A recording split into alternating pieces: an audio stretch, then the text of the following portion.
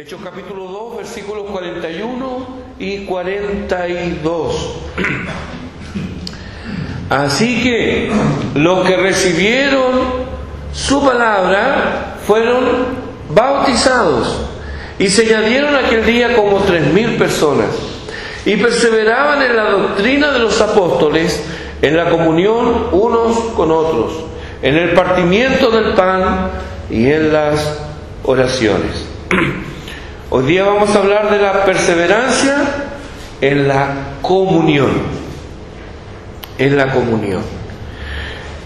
Hemos estado hablando sobre las consecuencias del primer sermón de Pentecostés. Estas son las consecuencias. Los versículos 41 y 42 son las consecuencias del primer sermón de Pentecostés.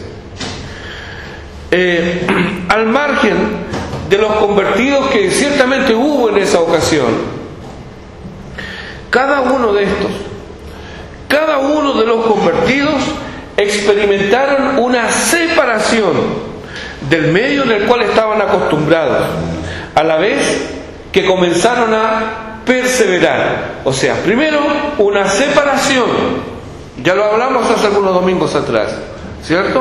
Pero también, junto con eso, un perseverar, según nos dice el versículo 42, en la doctrina de los apóstoles, en la comunión unos con otros, en el partimiento del pan y en las oraciones.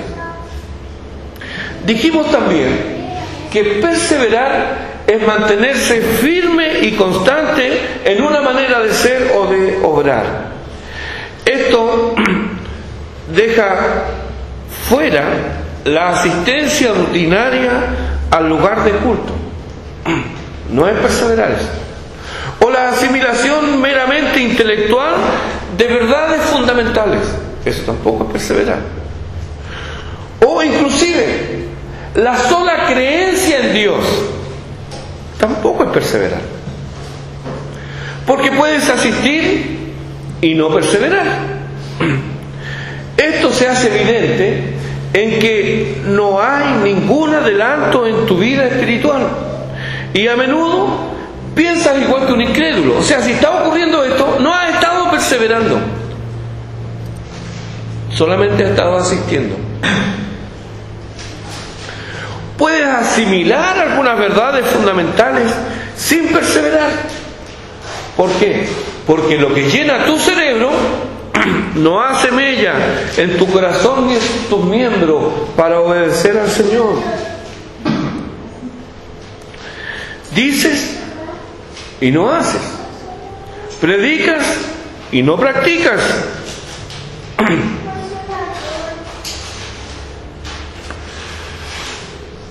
Tus palabras pueden rebosar piedad, pero tus hechos la niegan. Entonces ahí no hay perseverancia. Puedes estar convencido que crees en Dios, pero eso no es perseverar. En el mejor de los casos, eso nos pone en igualdad de condiciones con los demonios, porque ellos también creen. Pero ellos tienen un corazón rebelde. Ellos no obedecen a Dios. Entonces, solo creer en Dios o decir que se cree en Dios no es perseverar. Si no estás obedeciendo a Dios, tu creencia en Dios es un engaño. En este perseverar, también hemos de tener en cuenta otro elemento, que es el de la oposición. Perseverar, entonces, es actuar con resolución ante la oposición. El camino del creyente no es como una pendiente sobre la que alegremente podemos deslizarnos. Ese no es el camino del creyente, sino que más bien el camino del creyente es como una pendiente, pero sobre la que se asciende, y muchas veces esa pendiente tiene obstáculos, y ahí se nos llama a perseverar a pesar de la oposición, a pesar de la oposición de la naturaleza pecaminosa que reside en nosotros mismos, según hablábamos y veíamos en la escuela dominical esta mañana. A pesar de este sistema mundano que nos rodea, que se opone a Dios, pero a pesar de eso, estamos llamados a perseverar. A pesar de la oposición de Satanás y de sus demonios, a pesar de la oposición de las huestes espirituales de maldad, a pesar de todo esto, el cristiano, el creyente, persevera, está llamado a perseverar. Ha resuelto perseverar en su nueva vida y en la fe una vez dada a los santos. Persevera en la adoración y el servicio abnegado a su Señor y Redentor. ¿Dónde haya ese poder para perseverar en medio de tanta oposición? Uno se podría preguntar, ¿verdad? Aquí se hace evidente, hermanos, el cumplimiento de la promesa del Padre. ¿Cuál fue? Recibiréis poder. Desde el momento en que creyeron, el Espíritu Santo actúa ahora en la vida del creyente y le da fuerza para perseverar en medio de la oposición. El Salmo 84 nos muestra el anhelo de los que desean a Dios. Dice que desean sus moradas, desean sus atrios. Hay un anhelo, hay gozo, hay alegría y contentamiento en Dios. Lo alaban por siempre y de Él obtienen su fuerza. Eso dice el Salmo 84. Dice que podrán atravesar el valle de lágrimas, pero en el versículo 7 del Salmo 84 dice: irán de poder en poder, verán a Dios en Sión. Entonces, no todo es fácil, hay dolor y sufrimiento, pero en medio de ello, el poder de Dios actúa en el creyente. ¿Por qué? Ellos perseveran. Y el orden en nuestro texto aquí en el versículo 42 del capítulo 2 de Hechos reviste, hermanos, una importancia capital. Leámoslo nuevamente. Dice: y perseveraban en la doctrina de los apóstoles, en la comunión unos con otros, en el partimiento del pan y en las oraciones. Primero, entonces, y principal, la doctrina de los apóstoles. Y esto quiero remarcarlo. Estuvimos viendo en la escuela dominical cómo es que nosotros somos influenciados por pensamientos del mundo en nuestro actuar cotidiano. Y esto es por un descuido de esto que está aquí en primer lugar, que es la doctrina de los apóstoles. ¿Por qué es tan importante? Porque, hermano, ¿cómo vamos a discriminar a la hora de buscar y tener comunión? Ahora, he usado discriminar intencionadamente, no es una palabra que nos guste mucho, pero intencionadamente he usado esta palabra. Parece extraño, pero verás que es de lo más lógico. Porque así como el barro con el hierro no se mezclan, ¿verdad? Así también la luz no se mezcla con las tinieblas. Segunda a los Corintios capítulo 6, los versículos 14 y 15, un pasaje muy conocido. Dice: no os unáis en yugo desigual con los incrédulos, porque ¿qué compañerismo tiene la justicia con la injusticia?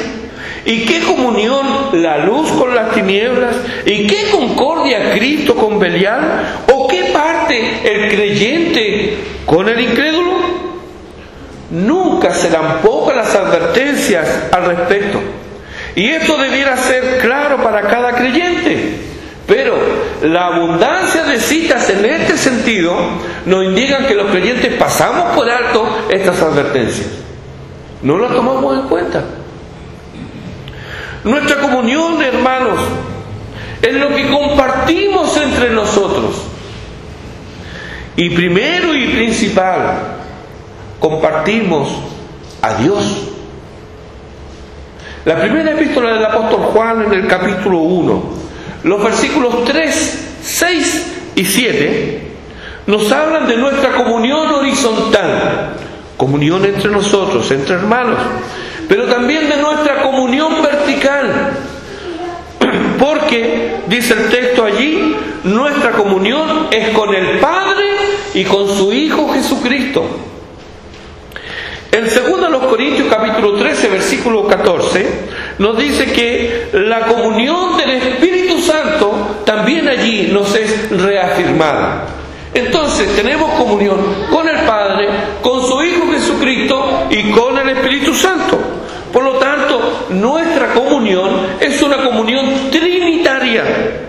Adoramos, servimos y tenemos comunión con un Dios trino, Padre, Hijo y Espíritu Santo.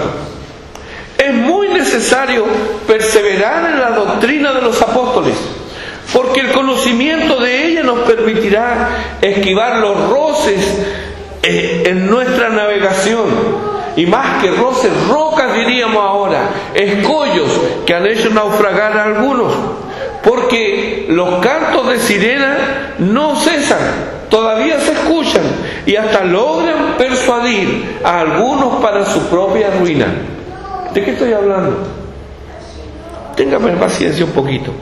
La Reforma del siglo XVI volvió a poner el énfasis en Dios y en su palabra. Fue depurado el culto a Dios de prácticas supersticiosas y se abandonó todo aquello que no encontraba sustento en la palabra de Dios. Entonces fuimos considerados herejes y se nos persiguió durante siglos a sangre y fuego a todos quienes negaban las supercherías de la Iglesia romana. Han pasado los siglos. Hoy ya no se nos llama herejes, hoy se nos llama hermanos separados. Ahora, habiendo quedado atrás estas odiosidades, por decirlo de una manera elegante, se han quedado atrás, ¿hemos de tener comunión con ellos? ¿Acaso no tenemos una fe común? Eso es lo que dicen ellos. Nosotros también creemos en un Dios creador, creemos en la Trinidad. Pareciera que creemos lo mismo. Inclusive algunas denominaciones, pero aquí quiero advertir, no la denominación en completo. Me estoy refiriendo a luteranos, anglicanos y metodistas. Firmaron un acuerdo o más bien, firmaron que están de acuerdo en la doctrina de la justificación por la fe y lo firmaron con la Iglesia Católica Apostólica Romana. Ahora, hay que ver que ellos entiendan esto de una manera muy distinta a como lo entiende o se desprende las Escrituras. Y vuelvo a decir, no todos los luteranos están de acuerdo con eso, no todos los anglicanos están de acuerdo con eso, no todos los metodistas están de acuerdo con eso. Pero hay algunos que han escuchado este canto de sirena y ellos han sucumbido a este canto. Entonces, algunos se preguntan, ¿podemos tener comunión con ellos? ¿Acaso no tenemos una fe común? Es aquí donde conocer la doctrina de los apóstoles nos ayudará a navegar en estas aguas que son peligrosas hoy día. El apóstol Pedro, inspirado por el Espíritu Santo, en este mismo libro de Hechos, en el capítulo 4, versículo 12, nos dice: y en ningún otro hay salvación, porque no hay otro nombre bajo el cielo dado a los hombres en que podamos ser salvos. De aquí se desprende, hermanos, que cualquiera que crea que hay otros salvadores aparte de Cristo, como lo difunde el sincretismo religioso actual, no importa los títulos que ostente o el reconocimiento mundial que tenga, puede ser el Papa, el Dalai Lama, un cardenal, un obispo o un pastor, da lo mismo. Cualquiera que diga algo que contradiga esta clara declaración que hace el apóstol Pedro, inspirado por el Espíritu Santo de Dios, en el sentido de que no hay otro, en ningún otro hay salvación. Cualquiera que diga que sí, que hay otro, que pueden haber otros caminos, desde aquí les decimos, están errados. Y los que siguen a estos cantos de sirena van camino tradición. No podemos tener comunión con ellos. Primera a Timoteo, capítulo 2, versículo 5, nos dice: porque hay un solo Dios y un solo mediador entre Dios y los hombres, Jesucristo, hombre. Solo Cristo es el mediador, no la iglesia, ni María, ni los santos. Solo Cristo es el mediador. Por lo tanto, no podemos tener comunión con quienes niegan, rebajan o tergiversan la persona o la obra de Cristo. No podemos tener comunión con ellos, aunque ellos se nos muestren muy simpáticos y nos sonrían ahora. Hebreos capítulo 10, versículos 12 al 15 nos dice: Cristo, habiendo ofrecido una vez para siempre un solo sacrificio por los pecados, se ha sentado a la diestra de Dios. De ahí en adelante, esperando hasta que sus enemigos sean puestos por estrado de sus pies, porque con una sola ofrenda hizo perfectos para siempre a los santificados. Y nos atestigua lo mismo el Espíritu Santo, dice el autor de Hebreos. Cristo dijo: yo soy la verdad. El mensaje del Evangelio es la verdad. Y la sustancia de este mensaje es el amor, porque Dios es amor. Pero el amor bíblico no es sinónimo de relativismo. Debemos seguir la verdad en amor, según nos dice Efesios 4:15, porque amor y verdad no pueden separarse en la experiencia cristiana. La dicotomía que hace diferencia entre la verdad y el amor se halla ausente de las Escrituras. En la Biblia, la verdad y el amor no solo van juntas, sino que se complementan y armonizan entre sí. El apóstol Juan también nos ofrece orientación en esta área en sus 3 epístolas, ya que nos insta a examinar no solo la doctrina del otro pretendido hermano, por lo demás, sino también su conducta. Antes de tener comunión, debemos conocer cuál es la doctrina del otro y examinar también su conducta. ¿Por qué ambas cosas? Porque puede tener una doctrina correcta, pero su andar contradice la doctrina. Por lo tanto, ahí hay un fallo que hace que no podamos tener comunión. Hasta aquí hemos hablado de quienes desde afuera quieren o desean tener comunión con la Iglesia de Cristo. Podemos dialogar y estar en contacto con todo el mundo. Claro que sí, no hay problema con eso. Pero solo podemos tener comunión con quienes están en Cristo. Antes de ver algunos aspectos de la comunión verdadera, ya que hemos hablado de quienes desde fuera se quieren introducir, debemos alertar a quienes de dentro pervierten y corrompen el Evangelio. El apóstol Judas, en el versículo 4, nos advierte de algunos hombres, dice él, algunos hombres han entrado encubiertamente. El apóstol Pedro les llama falsos maestros. Pablo también advierte de los falsos hermanos introducidos a escondidas en Gálatas capítulo 2, versículo 4. Y el apóstol Juan no duda en llamarlos anticristos. ¿Qué comunión puede ser posible con ellos? Están dentro de la iglesia visible, pero no tienen parte, están fuera de la iglesia de Cristo. Son parte de la iglesia local, pero no tienen parte con la novia del Cordero. Judas nos dice otra vez en el versículo 12 y 13: estos son manchas en vuestros ágapes, que comiendo impúdicamente con vosotros se apacientan a sí mismos, nubes sin agua, llevados de acá para allá por los vientos, árboles otoñales sin fruto, 2 veces muertos y desarraigados, fieras ondas del mar que espuman su propia vergüenza, estrellas errantes para las cuales está reservada eternamente la oscuridad de las tinieblas.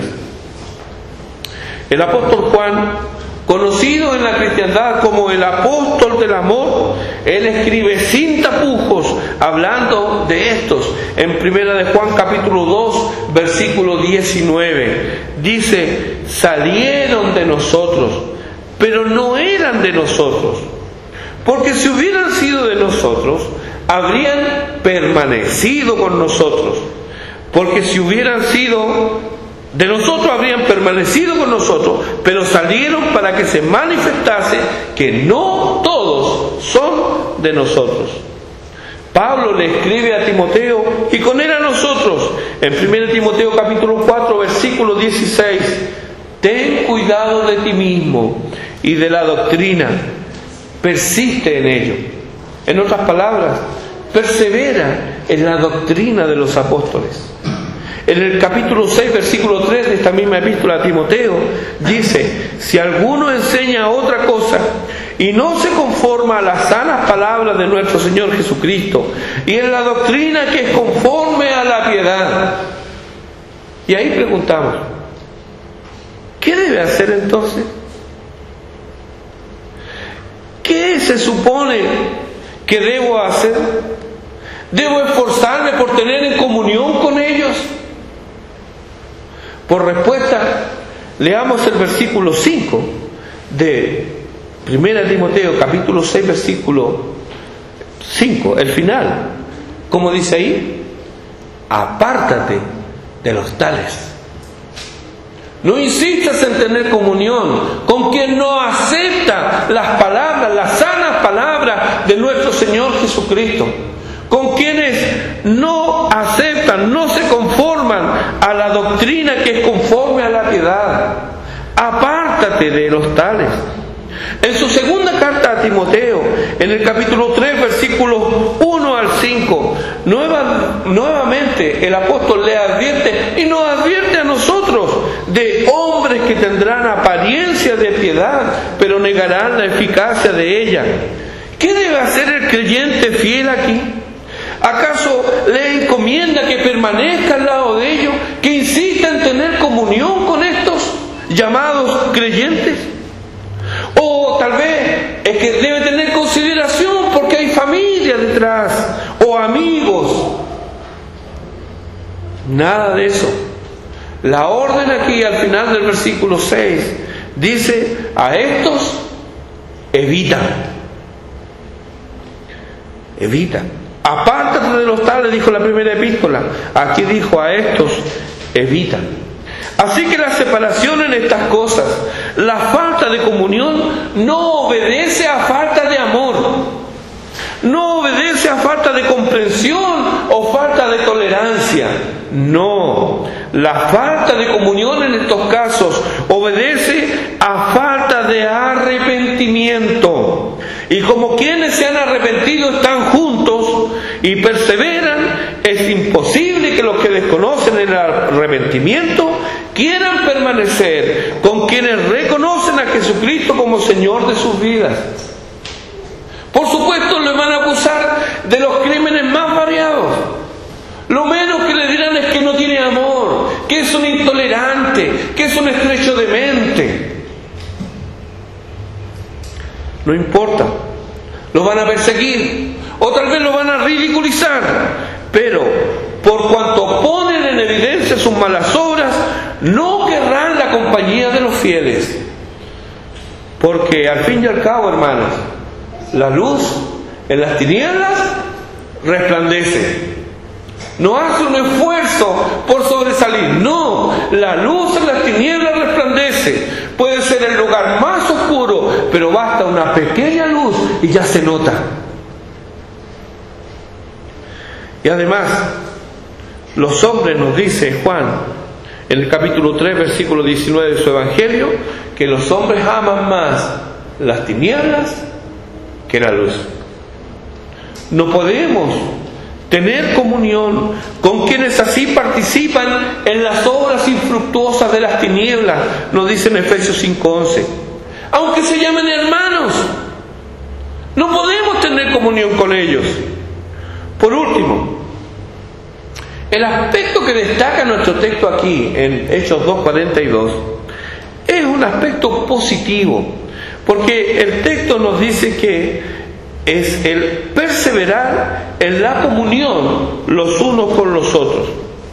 Ya hemos visto que los unos con los otros excluyen y discriminan, porque solo participan quienes comparten el conocimiento del Hijo de Dios, quien se ha revelado a sus vidas y es su Salvador. Ellos, ahora, los redimidos, comparten en la conciencia los efectos de la muerte de Cristo, cuya expresión visible es la cena del Señor, o la Santa Cena, o la Santa Comunión, como también se le llama. Al respecto, dice Pablo en 1 Corintios, capítulo 10, los versículos 16 y 17. Dice ahí: la copa de bendición que bendecimos, ¿no es la comunión de la sangre de Cristo? El pan que partimos, ¿no es la comunión del cuerpo de Cristo? Siendo uno solo el pan, nosotros, con ser muchos, somos un cuerpo, pues todos participamos de aquel mismo pan. Es allí, en la mesa del Señor, donde nos alimentamos de Cristo y nuestras almas son saciadas. Cristo se nos revela como el pan vivo que descendió del cielo, como la única ofrenda por los pecados de su pueblo, como la expiación por nuestros pecados. Y con corazón agradecido ahora alabamos a Dios por permitirnos disfrutar del perdón y de la vida eterna. Es aquí, en la mesa del Señor, donde todas las personas de toda nación, tribu, lengua y pueblo que profesan la fe del Evangelio y obediencia a Dios en Cristo, todos aquellos que no destruyen su propia profesión de fe mediante errores fundamentales o conductas impías, es aquí donde todos los creyentes son alimentados y perseveran en Cristo como hermanos. De igual manera, compartimos la vida de resurrección poseída en Cristo, porque, como dice Pablo a los Romanos en el capítulo 6, los que hemos muerto al pecado, ¿cómo viviremos aún en él? Pues todos hemos sido bautizados en Cristo Jesús. Todos los que hemos sido bautizados en Cristo Jesús, hemos sido bautizados en su muerte. Eso lo dice en Romanos capítulo 6, los versículos 2 y 3. Sigue diciendo el apóstol Pablo en el versículo 4: porque somos sepultados juntamente con Él para muerte por el bautismo, a fin de que como Cristo resucitó de los muertos por la gloria del Padre, así también nosotros andemos en vida nueva. Compartimos la vida de resurrección. Somos compañeros entonces de aquellos que profesan la fe y la santidad. Perseveramos juntos con ellos. Tenemos comunión con ellos y haremos todo lo posible para no poner obstáculos en esta comunión. Tal como debemos cuidarnos de no admitir a la comunión de los santos a quienes profesen errores fundamentales o tengan conductas impías, también debemos cuidarnos de no apartarnos de aquellos que con fe sencilla y tal vez en ignorancia no participan completamente de las creencias o prácticas usuales entre nosotros. Recordemos, hermanos, que la unanimidad no es uniformidad y que no podemos ni debemos apartar a aquellos que Cristo recibió. Si Cristo los recibió, es mi privilegio también tener comunión con ellos, aunque tengan prácticas distintas. Pero son cosas secundarias, no son errores fundamentales. Por ejemplo, John Bunyan, un bautista reformado del siglo XVII, él era pastor también. Y él, siendo bautista, daba completa libertad a todos los creyentes con respecto al bautismo. Él argumentaba, mire el argumento de él, que el bautismo no constituye el privilegio de una iglesia como tal. Dice que por ser débiles y no tener claridad en cuanto al bautismo, por ser hermanos, deben ser aceptados en la iglesia. Y continúa, ya posee lo mejor del bautismo, es decir, su significado, solo carece del signo externo. Y si lo tuviera, o sea, si hubiera sido bautizado, ello no probaría que fuera un santo visible. Esta señal, el bautismo, dice él, no me demuestra que tiene la gracia de Dios en su corazón. No constituye una marca característica ante los demás de que se es un hijo de Dios. Estamos completamente de acuerdo con él con esto, ¿verdad? ¿Cuántos bautizados conoce que realmente parece que deja mucho que desear? Eso es lo que sostenía Bunyan. Bunyan no aboga porque se desprecie el bautismo, sino que se tolere al hermano que no puede someterse a él por falta de luz. Este es un ejemplo práctico, histórico, de un eminente cristiano y de cómo abordaba aquellas complejidades que se daban en la iglesia de entonces. Algo digno de imitar si queremos perseverar en la comunión unos con otros, haciéndonos eco del llamado apostólico a tratarnos entre los creyentes, según nos dice Efesios 4, versículos 2 y 3, con toda humildad y mansedumbre, soportándoos con paciencia los unos a los otros en amor, solícitos en guardar la unidad del Espíritu en el vínculo de la paz. Cuando perseveramos y maduramos en la doctrina de los apóstoles, descubrimos que hay diversidad en la unidad. ¿Acaso, hermanos, no es digna de imitar la pasión, entrega y generosidad con que vive el Evangelio un hermano pentecostal? ¿No es digno de imitar? ¿Y qué de las alturas intelectuales que alcanzan algunos de nuestros hermanos presbiterianos? ¿No es algo deseable también en medio nuestro?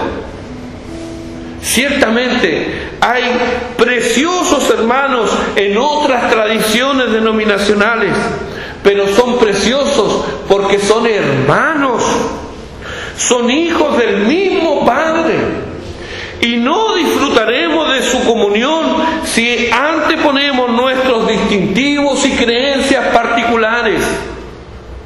Lo voy a decir de nuevo: no disfrutaremos de la comunión de otros hermanos si anteponemos nuestros distintivos y creencias particulares. Porque la medida de la fe no es usted, ni soy yo, ni es esta congregación. La medida de la fe es Cristo y lo que Él nos revela en su palabra. Ya en su lecho de muerte, otro distinguido cristiano que fuera pastor de Bunyan escribió, miren, esto lo escribió en su lecho de muerte. Dice: en lo referente a la separación de las iglesias por temas como el bautismo, la imposición de manos, la unción con aceite, el cántico de salmos u otros asuntos externos, exhorto a cada uno, ya que un día tendrán que rendir cuenta de ello ante nuestro Señor Jesucristo, quien ha de juzgar a los vivos y a los muertos en su venida, exhorto a que no sea hallado culpable de esta gran maldad, la cual muchos han cometido, si bien por celo de Dios, pero no conforme a ciencia, errando con respecto a la ley del amor de Cristo y abriendo una grieta en la verdadera iglesia, que es una sola. Lo que escribió este varón de Dios está en concordancia con la oración del Señor en Juan capítulo 17, versículo 21. Allí Él oró para que todos sean uno, como tú, oh Padre, en mí y yo en ti, que también ellos sean uno en nosotros, para que el mundo crea que tú me enviaste. La preocupación por la paz y por la unidad debe ser primordial entre los creyentes. Y los pasos en esa dirección se dan cuando se persevera en la comunión los unos con los otros. Porque las divisiones entre los creyentes son un obstáculo escandaloso para la fe de quienes no son parte de la iglesia, pero la observan. En este sentido se pregunta Bunyan, ¿se pondrán de acuerdo los papistas, uniéndose para promover sus intereses, a pesar de la multitud de órdenes, grados y diferencias entre ellos? ¿Y no lo harán aquellas iglesias que afirman ser reformadas para adelantar el interés de Cristo en el mundo, dejando a un lado unas pocas diferencias insignificantes y cuestionables que existen en su medio? Esta es una pregunta relevante para hoy día. Por último, y enfocándonos aún más en la iglesia local, nuestra comunión con el Dios Trino no puede menos que manifestarse en hechos. Los efectos prácticos de la comunión con Dios producida por el Espíritu Santo en la vida de los creyentes contempla la ayuda al necesitado, según nos dice Romanos capítulo 15, versículo 26. O, como lo dice Hebreos 13, 16, la ayuda mutua. Y el autor de Hebreos nos dice el por qué. Porque de tales sacrificios, nota la palabra aquí, hermano, de tales sacrificios se agrada a Dios. No es algo de que me sobre, es un sacrificio. El hacer el bien, en la ayuda mutua, socorrer al necesitado. Dice, de tales sacrificios se agrada a Dios. No de lo que me sobre de la abundancia, sino que de mi pobreza, como los macedonios. Eso es perseverar en la comunión. El mismo concepto hay detrás de la ofrenda o contribución para la extensión y propagación del Evangelio. Este es el sentido de la gratitud de Pablo hacia los macedonios en general y hacia los filipenses en particular. Él exhorta de esta manera a Tito. En el capítulo 3, versículos 13 y 14 dice: a Zenas, intérprete de la ley, y a Apolos, encamínale con solicitud, de modo que nada le falte. Y aprendan también los nuestros a ocuparse en buenas obras para los casos de necesidad, para que no sean sin fruto. Y nótese aquí, hermanos, que Pablo está mencionando a alguien que le estaba como haciendo sombra en Corinto. ¿Recuerda Corinto? Que habían algunos que decían: yo soy de Apolos. Aquí tenemos a un hombre de Dios. No tenemos a un hombre preocupado por su propia gloria, sino por la gloria de Dios. Porque si él hubiera estado preocupado por su propia gloria, mire, ni menciona a Apolos, que se la arregle como sea. ¿No es que está teniendo adeptos allá en Corinto? ¿No habríamos reaccionado así nosotros? Pero él no. ¿Qué le interesaba? La gloria de Dios y la proclamación del Evangelio. Y a pesar de que algunos, dice a los filipenses, anuncian a Cristo por contención o por gran vanagloria, pero él se gozaba igual en esto. ¿En qué? En que el Evangelio era predicado. Y le dice a Tito, mira, a Zenas, que es un intérprete de la ley, o sea, un hombre que se ha preocupado solamente del estudio de las Escrituras. Y a Apolos, un hombre elocuente en las Escrituras, nos dice en el libro de Hechos.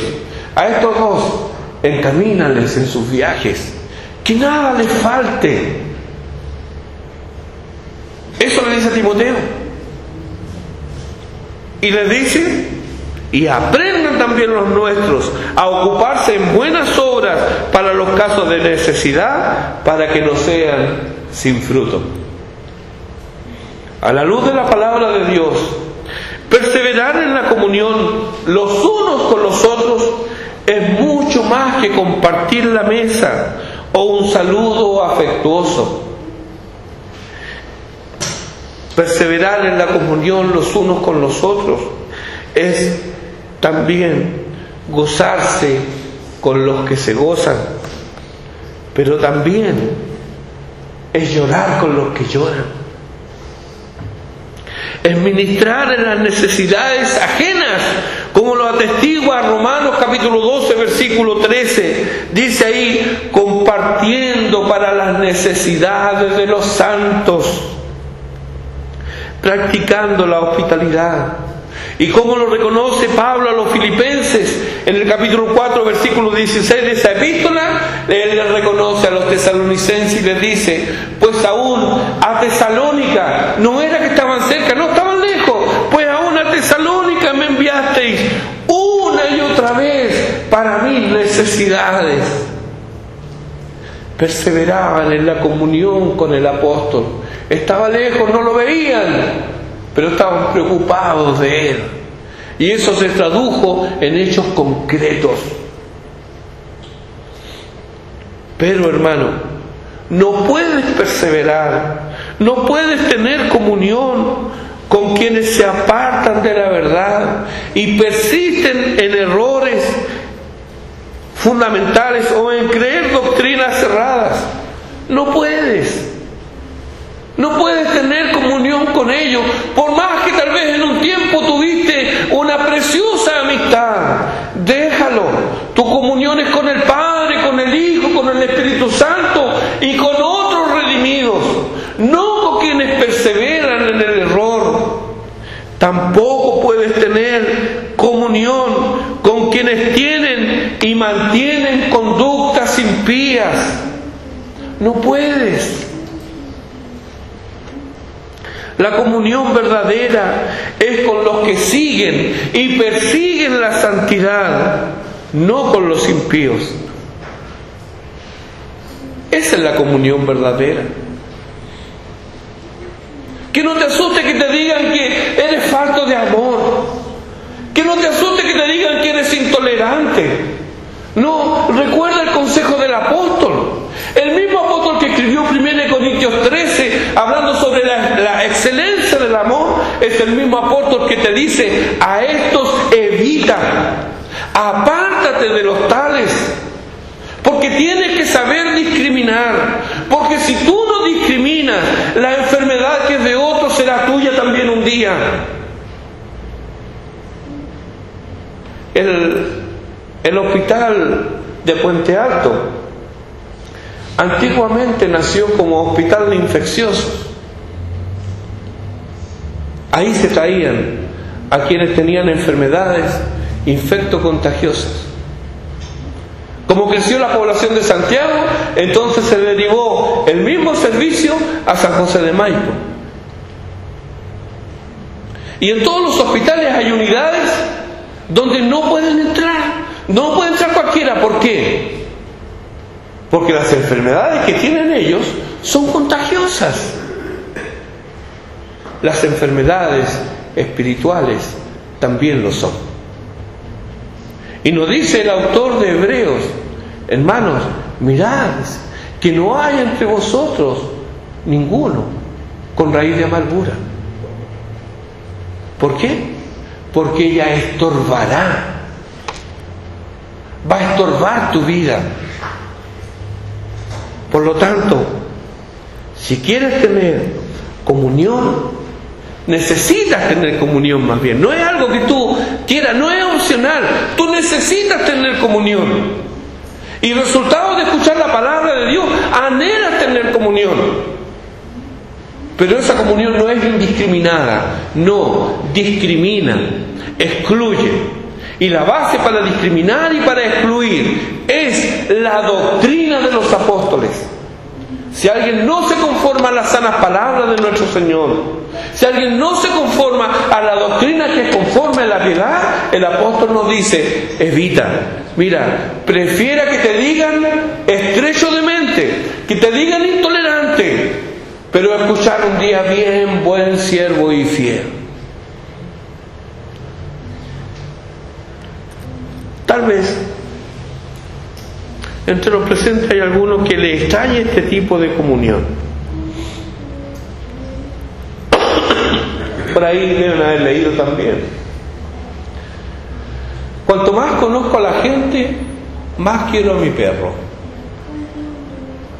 No quieren tener comunión con nadie. Están enojados con todo el mundo. Todo el mundo le ha hecho de una u otra manera algún daño, por lo tanto, desconfía de todo ser humano. Entonces, extraña esta comunión. Por ello, se vive solitario y realmente no deseas profundizar tu comunión con nadie. Tal vez te jactas y dices, no, yo tengo pocos amigos. No, yo no tengo amigos.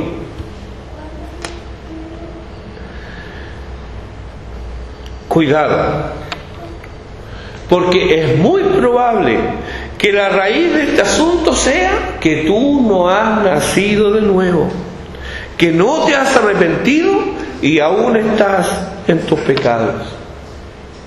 Si este es el caso, te ruego, en nombre de Cristo, reconcíliate con Dios. Cristo no conoció pecado, pero por ti fue hecho pecado, para que tú seas hecho justicia de Dios en Él. Acude hoy al Calvario y contempla al Hijo de Dios muriendo por tus pecados. Dios te dé arrepentimiento y fe. En el nombre de Cristo. Amén. Oremos.